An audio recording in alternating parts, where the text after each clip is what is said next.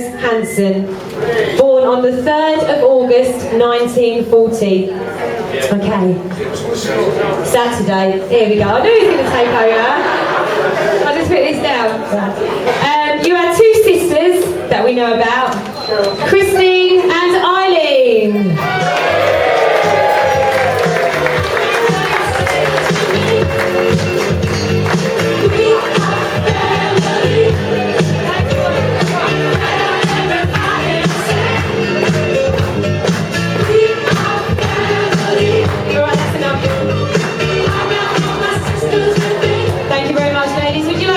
Words. Not really. Okay. It's been a pleasure. Max Bedford. Happy birthday. Ah, your two sisters. Give him a kiss, ladies. Give him a kiss. Ah, there we go. Thank you, ladies. You can go. Okay. All right.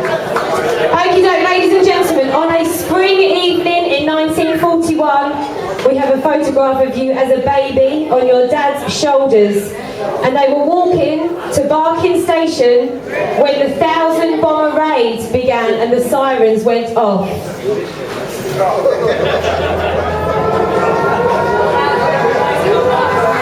The sirens went off. Yeah, we're getting it. We got the atmosphere. Okay, thank you. All right, this was World War II and you lived in Langley Gardens. Your mum used to carry you in a washing basket down to the shelter which your dad built in the garden with your granddad Max Hansen, who was Danish. You can still remember now the smell of the damp sand down in the shelter.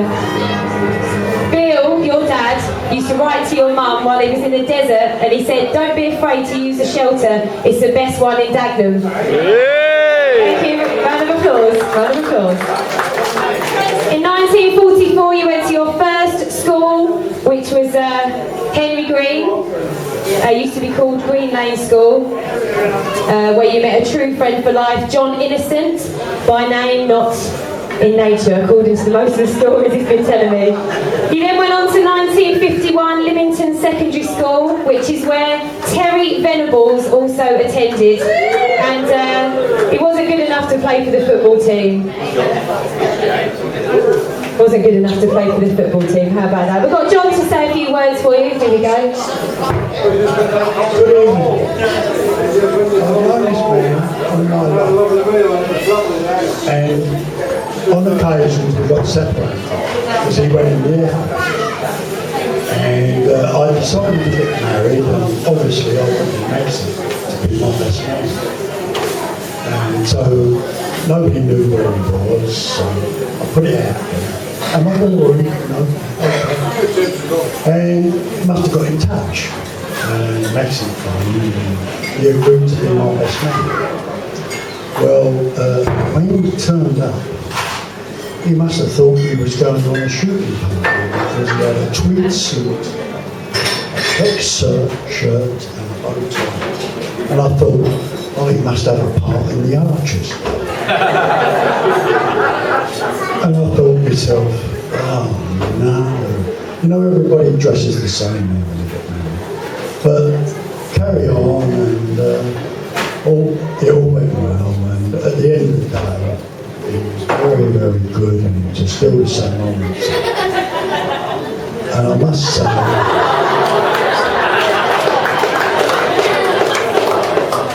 must say, Maxie, I say to all these people, friends and family, what a really, really great look you are. And I'm proud to be my best friend. John Innocent, known as since 1950. When Bill Haley first came out. And we're going up the palace. Yeah, he offered Pally. Bobby Moore used to go. Thanks, John. Oh, there we go. Thank you very much, John Innocent. We're going to take this now to, you lived on Barrow Road in Dagenham. One of your neighbours was Dave Clements, and he was the one that got you the job at Thames Ply. It was here that you met a great friend, Billy Best, and his mum paid for you to go on holiday with their family. It was your first holiday, and where was it? Yeah, Potters, in Hopton. And little did you realise back then that this would be your home for many years. So your teenage years were spent down the Ilford Pally, Green Lane, used to go down there, sort out your records, parties on a Saturday night around your mate's house, Sunday afternoon went to the Pictures, which you bunked in, Sunday after evenings used to go down the Oak, Monday you'd be back up the Pally, Wednesdays Pictures again, the Regent Rank Pictures reckon you own 10 bob apparently because you didn't pay for your seats, but Friday nights down the Oak and watching the wrestling in Canning Town, and the friend that shared all those memories with you, who we've just heard from, obviously, John. Right from an early age, it was clear that you were talented musically, with your saxophone lessons every Saturday morning down Good Maze and your ability to teach yourself piano. You were on the way to becoming a superb musician. Well, some people's opinion. And in 1955-56, you and about 20 lads, including John, used to get yourself suited and booted and sit in the back of an old fruit and veg lorry, and you would all then travel down to a pub in Ramsgate and you would take the stage. Now this was your first public appearance on the piano, and you'd have the whole pub up singing and dancing along. It was clear to you and everyone around you that music was your destiny, but there were a few other jobs along the way. Some I can't mention. You had the milk round at United Dairy. That was your first job, but it didn't last long because you didn't like the cold. All right? Yeah. And then at Barton's. Now you only lasted one night there. It was so much hard work that you lied, and you said you were only on leave from the RAF for a few nights, so you couldn't stay there. You also worked at the woodyard with your granddad Max. In 1952 you worked as a paper boy, but it didn't last long because you were caught borrowing chocolate to sell at school. I know. After a few part-time jobs, too many to mention, you joined the RAF. It was going to be the army, but you chose the RAF because they use shoes for marching and not boots. And you served our country for 5 years. Thank you. 5 years. You you served the country for 5 years, sorry about that. In there you met your good friends Ray Hardcastle, Johnny Hicks and Johnny Spooner. You also met a lad on the train, on the way to training when you were just 17 years old, and you both went your separate ways, and you have seen each other only a few times in the past 50 years. But tonight, Max, here is your old friend, George Arnold!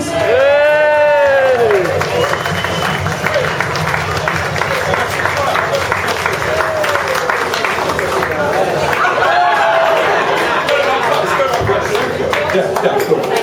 All right. Well, I'm basically a pianist, so we're going to have a go at this, right? So, come fly with me, fly with me. Fly with me. It's such a lovely day. Hey, hey, hey. If you then I don't know what it's now to old go away. It's perfect for let's see. Come fly, let's fly away. You can use some exotic booze down at Google Bay. Come fly with me, let's fly away. Once I get you out there, where the air is rarefied,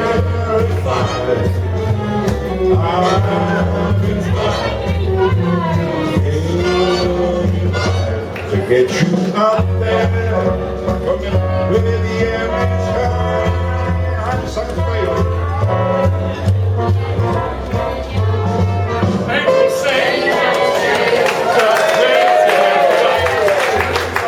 It's such a lovely day. I forget the word. I think I was going to sing. Anyway. We start with a little clap. Got your hat on. You're on a charge. You're on a charge, Becky. Got big head. But never buy a hat by post. Never buy a hat by post. Anyway, yeah, to add to the night. It started a bit late, but that's nothing new. because we used to do a job in the RAF, didn't we? It was the Isle of Man. And our officer, marching day, was a Cockney. No airs and graces, but you couldn't touch him when it came to music, you know. Anyway, he'd come out and read the rota out, and he'd say, Bedford, I suppose you won't be around on this job. And of course, old Max wouldn't say neither no or yes, would he? But anyway, he didn't mind, because if he got put on Jankers, all the military players were his mates. So we'd go in there and have eggs and bacon. Coffee for a few days. And there's us lot up in the other man, you know what I mean? Anyway, that's what's that. And do you remember London Dairy? London Dairy, when there was no problems, we'd go over the border. And of course, the Guinness is cheap. And you had what they call flour, potato pit dances. And wonderful they were, because you were never allowed to stand about, you know, you had to join in, you know. So, yeah, a few memories there, Max, yeah? I got some more at the back there. Did I say any more? It's up to you. Alison, have you got my bag there? Oh, they won't, the military police won't tell them. All right, have we got my bag there, Alison? I've got a few things in my diary there, yeah. Anyway, he's done wonderful, really. How many years in shows? Since 1965. That's not bad, is it? And the last time I was up here, I think Bruce Forsyth was on at the ABC Theatre, and you were on bass, weren't you? Because Brucey didn't like amplified basses. He wanted the real McCoy. Of course, Maxie done the job, you know. So, where's my diary? Where's my diary? It ain't going to get me in trouble, is it? By the way, this is my partner, Alison. Okay, Alison's a poet, but I can't get her to say stuff, you know. Now, where are we? I wrote a whole list of stuff down here. Okay. Yeah, we went to Wilmslow training, and you were with me in the same bit. 104 degrees flew. Everybody, all the whole camp went down with it. The sergeant was ex-Irish Guards, ex-Scottish Guards, a mix. Believe me, when he said jump, you really did jump, all right? Okay, so one of my fondest memories of Max, veteran cars. Western Supermare, a lot of elderly people retire. You picked up a little Austin 7, wasn't it? £7.50, I think it was. And then a Morris 10, wasn't it? And he sold it, a farmer bought it off it broke down, the big end went.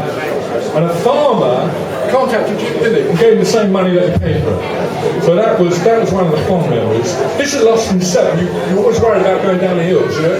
Because of the bullet, yeah, and so when we go there, there were lovely people, weren't there? Woody Coble, his mother ran the City Arms over the East End. Johnny Droy, I think landed up at Piano Tuner. Taylor, wonderful guy, who was a BBC sort of librarian. He's now a Jehovah's Witness, so I don't know if the band business brought that about, you know. Then there was Jack Spahn. You remember Jack Spahn? All the theatre people used to use it. Wonderful. Photographs all over the wall. Really nice. Well, I think I'm getting to it now. Antrim, yeah, we've done that one. London Dairy, yeah. Great names were around at that time. Remember Ginger Baker? Big rock star? When he came in while we were training for 3 months, he was a shrewd boy. He moved on and went, of course, landed up the cream, you know. And then there was, who else was there? Johnny Stevens, remember Johnny? Poor John, yeah, but he's an avant-garde drummer, you know, very way out jazz sort of thing, you know. And then there's, of course, Johnny Spooner, who landed up as Shirley MacLaine's drummer, yeah? Shirley MacLaine, the big star. Yeah, Johnny Spooner landed up as a drummer. And there's another guy, Treble Tones, he's big now, you know. Anyway, I think I've said most things, and another big hand for Max, yeah, he's done wonderful. And a big hand for George Arnold from the RAF days. Thank you very much, George. See you later, George. Back to Pay. Alright, you can catch up with George in a little while. Have yourself a drink, Maxie. I'm going to continue now. This is your life. We're going into, there we go, just as I said it. Well done, Russell. Alright, we're talking about the RAF, ladies and gentlemen. We're going to take you back now to that time. While you was in the RAF, you had your green Austin and you were stopped by the police. Later, your friend Johnny Spooner got arrested because you didn't have a licence and you gave his name. So yeah, typical Bedford. You used to drive this car up to Weston-super-Mare, and this is where your love for jazz grew, as you listened to it in a nightclub there. Just as you were leaving the RAF, the late Johnny Wilkshire said to you, "Get your bass guitar, Max, as you're joining the Treble Tones. You don't need your sax or your double bass, but you can get yourself an electric guitar for the next gig." And then you joined them permanently. Now his wife, Christine, is here tonight to celebrate with you. Welcome, Christine.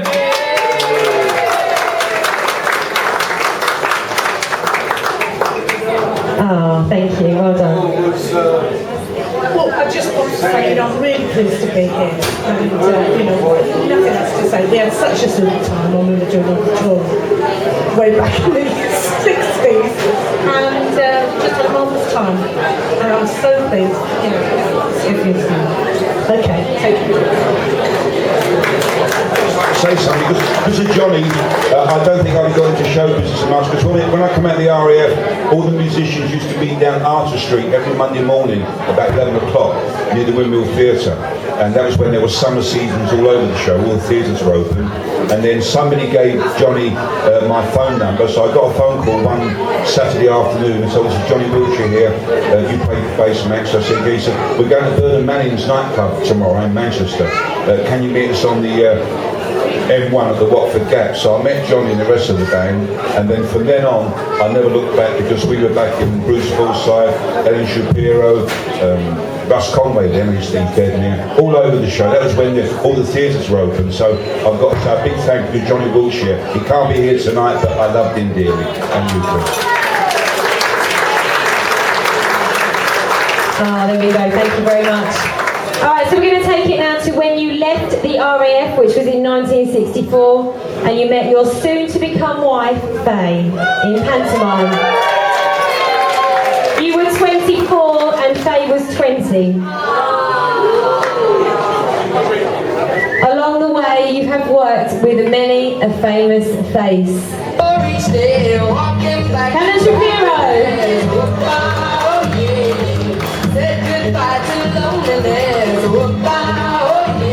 Oh, there we go. Helen Shapiro, who you backed for 5 years, and you went to Poland with the Treble Tones. You were the first pop group ever to go over the Iron Curtain. I know. Who was famous back in the day?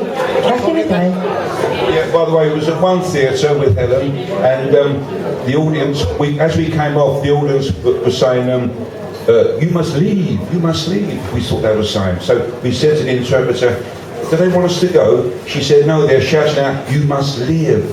And we thought they were saying, "You must leave." That was a town in Poland somewhere. You also worked on tour with Tom Jones, Russ Conway, Engelbert Humperdinck, The Seekers and Cliff Richard. How about that, ladies and gentlemen? In 1966 you did pantomime in Peterborough with Jess Conrad and also Carl Adams, whom you have been friends with ever since. Carl, are you out there, Carl? Somewhere. You proposed to Faye in Hyde Park, London, and you were married in 1967 at St Pancras Registry Office in London, and Johnny Spooner was your best man. In 1968 you moved to Great Yarmouth, where you were back in the Des O'Connor show. You kicked up quite a stir there because you wanted more money. No change there then. And later that same year you worked at the Gary Ballroom, which is in Yarmouth, with Big Tim Lane for the first time, and then you went on to the Tower and the Floral Hall, which is now called the Ocean Rooms. Thank you. A big thank you to Russell Edwards. There you go. Your music career has spanned across 6 decades, and you are thought highly of in the music industry locally. Your band, the Max Bedford Sound, has worked in holiday parks for over 35 years now, starting off at Gunton Hall in the early 70s, and it's funny now that you've gone full circle and you're back working at the camp after all those years. Jimmy? Now Jimmy did work at Gunton Hall for about 10 years, I think, Jimmy, wasn't that right? And he just left recently, so can we have a couple of words from Jimmy, please? A couple of words, definitely. This guy, ladies and gentlemen, is an absolute star. He is the funniest guy I've ever met, the nicest guy I've ever met, and I'll never forget this guy as well. So, ladies and gentlemen, once again, please, Mr. Max Bedford. Hey. Nice one, mate. Not forgetting Hazel as well. So you met Faye, you married Faye, and you went on to have 6 children. I'd like to introduce your children. Andrew.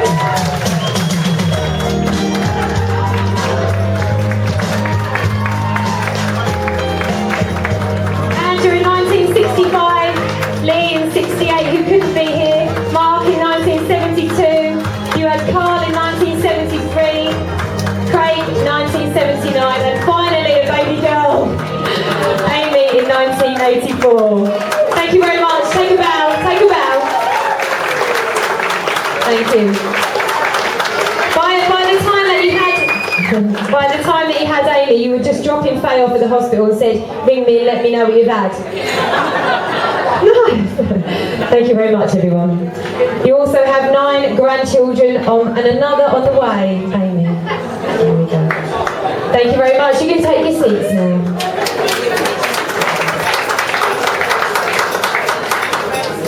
Right, just want to say a few words. Amy, if you can come back, please. Craig Junior, as we call him in the family, being the youngest. Just like to say a few words from behalf of the sons and daughter. Fortunately, Lee can't be here. I did speak to him yesterday. Fortunately, he's in America, and he's there on holiday with his family, so he couldn't make it. But as you know, Max and Faye had 5 sons and daughters, and then I came along later, so it was 6. We're not Catholics, as you can tell. One person actually said to me that all Max had to do was hang his trousers on the door, and one popped out. So I'd just like to say thank you for Amy and Darren and Kay and Victoria for organising this great event. I know Max was completely in shock when he arrived this evening. A few tears, and obviously, as you know, Max is 70 this week, and he's a great guy, and hopefully he'll sing us a tune later or 2. So thank you, and if you would like to raise your glasses, please, to Max Bedford.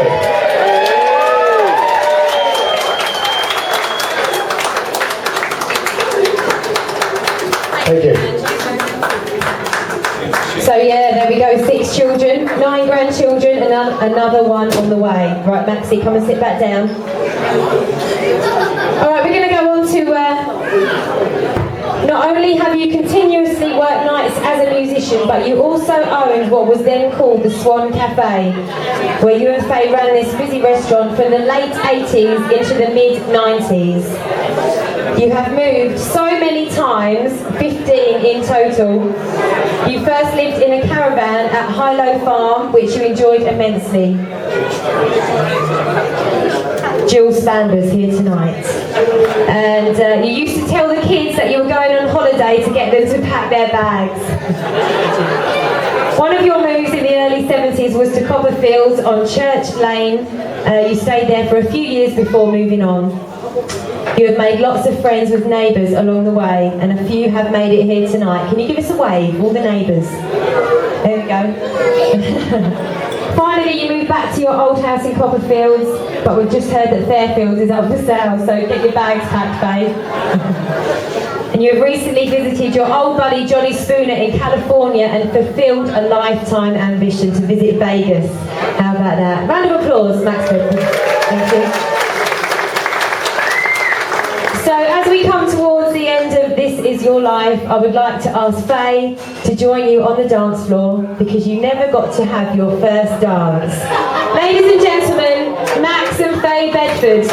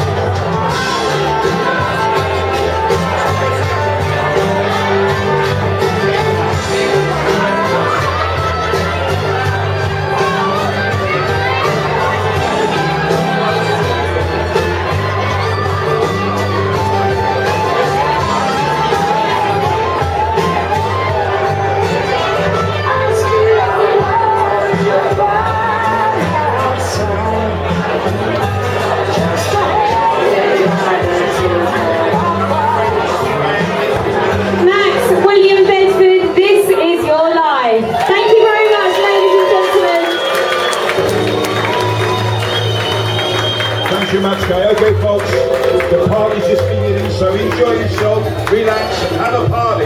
I'll be around seeing everybody, and if I can afford it, I'll buy you all a drink. Thank you. Thank you, okay.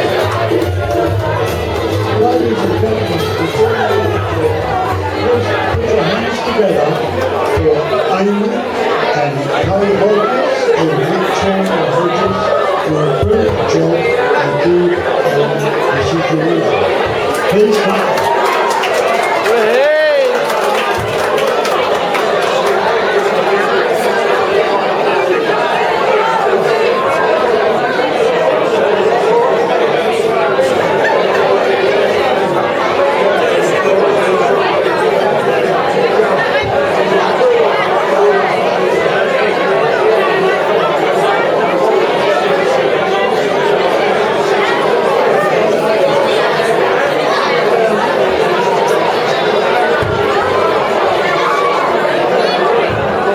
So I'm gonna upset everybody. I'm just gonna sing a song now. I'm gonna sing one song now.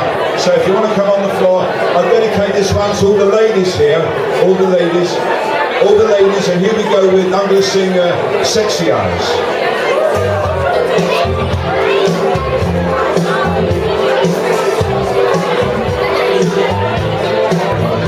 I'm sitting watching you get home.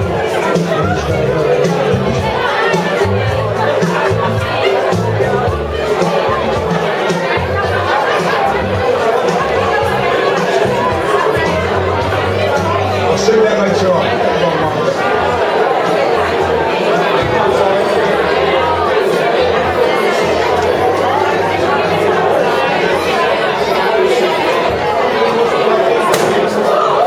It's been going about 5 minutes now. I'm going to get me tape.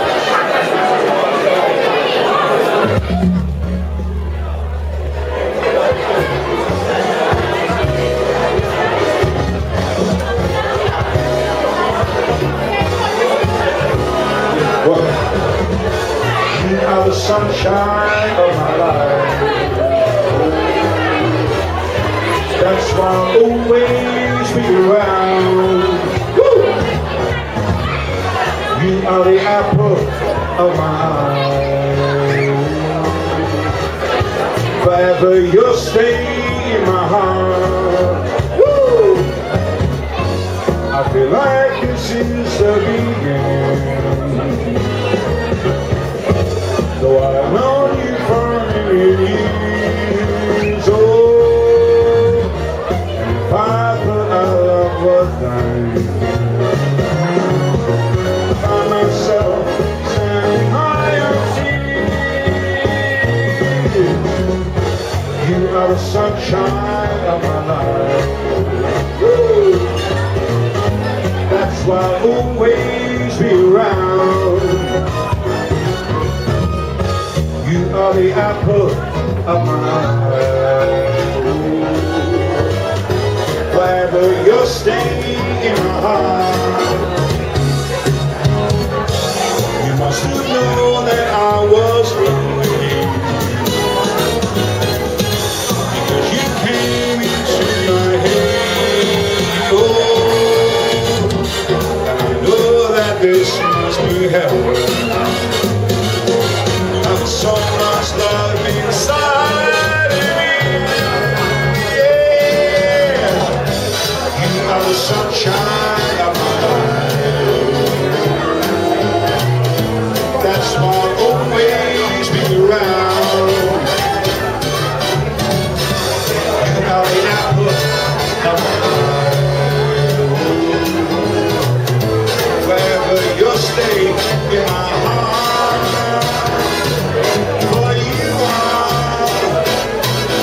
Sunshine of my life.